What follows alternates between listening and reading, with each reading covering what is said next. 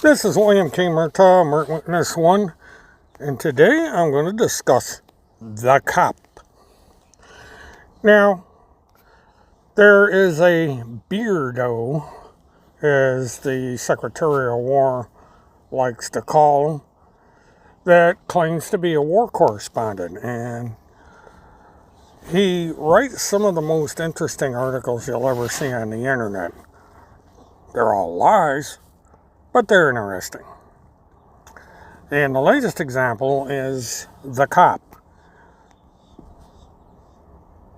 The beardo claims that a cop pulled over his daughter and grandchildren and proceeded to video record them on a body cam.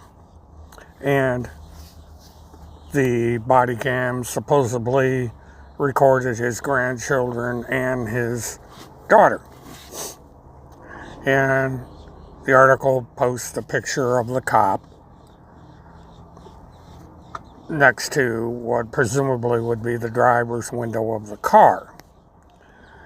And the beardo war correspondent also claims to have been behind the car at the time that this incident occurred and thus witnessed the actions of the officer. Now, here's the thing. The officer had a badge on his vest, and he also had a nameplate that showed his name. And the beardo war correspondent was able to get a very good, clear picture of the officer's name. But what I found rather interesting about this is the beardo did not get a clear shot of the officer's badge. Now, it's apparent that the photographic device used to take the picture of the officer was a relatively poor quality device, low resolution, because if you took a copy of the picture and decided you wanted to enlarge the image to where you could see what the badge was, it was completely blurred. And this is rather interesting because if you read the article in its completion, you will see that somewhere in the article, the beardo war correspondent claimed that he contacted officials in the jurisdiction where this officer was supposedly from and found out that there is no such officer, that the police department didn't have any record of the officer. Well, one thing became obvious, and it leaves me puzzled as to why the beardo war correspondent didn't pick up on this. And I'm alluding to a photograph of the roster for the officers at this particular department in a relatively small town in central Tennessee. And down at the bottom, to the right-hand corner, are some badges or logos.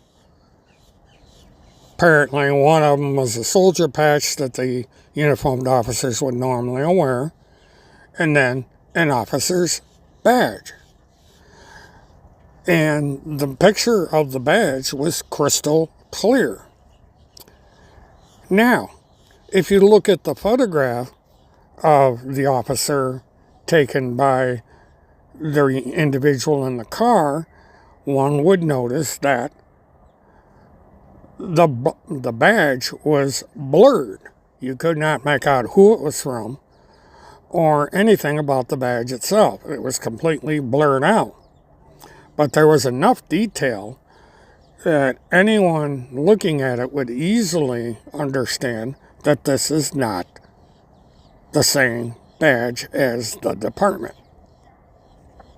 So it should have been clear to the Beardo war correspondent at the onset that this was not a law enforcement officer from this particular police department. Which begs the question, who is this guy?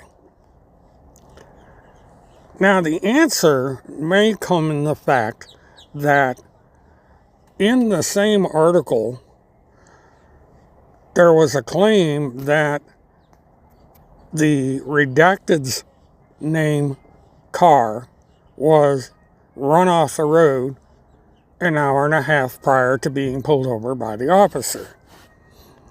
Now, according to the Beardo war correspondent, this was supposedly happened in the county where the police department has jurisdiction. However, if one goes back an hour and a half from the time of the incident may have happened in a different county.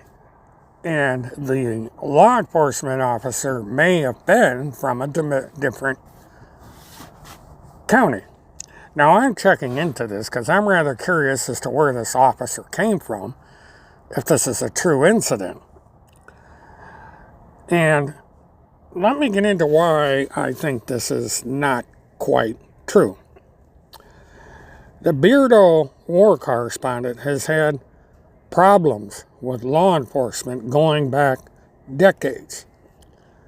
I recall one strange incident where Beardo claimed to be in jeopardy of his safety because he was pulled over on the day that he was supposed to appear in court in the county where he lived at the time.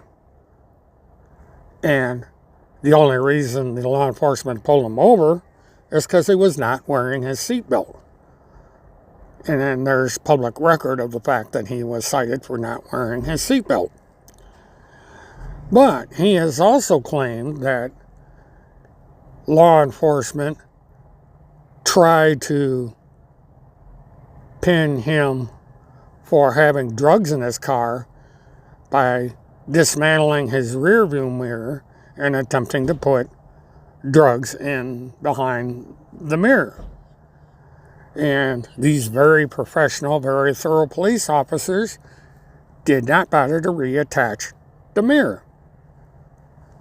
And he has always accused law enforcement of trying to arrest him, put him in jail, put his life in danger, all kinds of things.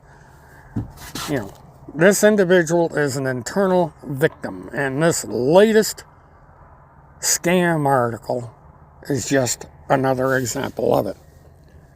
I would be very curious to find out if there's a video of the incident, because the Beardo war correspondent has a dash cam in his car, and I am certain that Redacted has a smartphone capable of taking video rather than a snapshot of rather poor quality.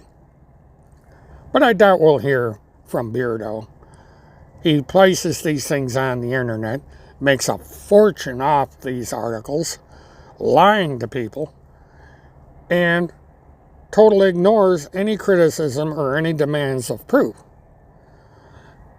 But I'm going to look into this just for the heck of it. I like looking at train wrecks of this guy, a typical Trump supporter. And this gives you an example of the kind of people that Trump attracts. These Beardo conspiracy nuts who have no idea what the truth is. And they just keep going on and on and on with these fairy tales.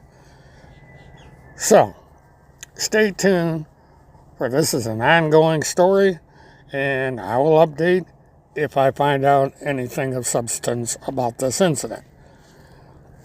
This is William T. Murtaugh, Mark Witness 1. Please like, subscribe, share this story, and stay tuned. I'll be back. Have a good one.